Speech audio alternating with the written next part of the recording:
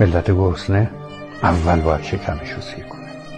سفره مردم که خالی بشه نمیشه از موهبت‌های بزرگ معنوی براش صحبت کرد. شکم گشنه دین و ایمون نمیشناسه. یعنی تو توقع ایمان از کسی که گرسنه است نداشته باش. حالا شما بیا از بزرگترین و متعالی‌ترین مفاهیم صحبت کن. بگو ارزش‌های من، بگو اخلاق اجتماعی، بگو قوانین، بگو تاریخ، بگو دشمن، بگو جنگ.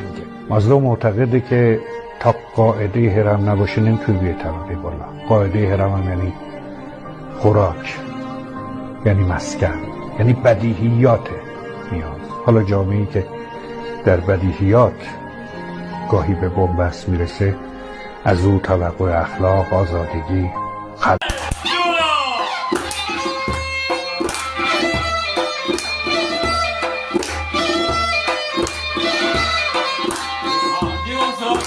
赛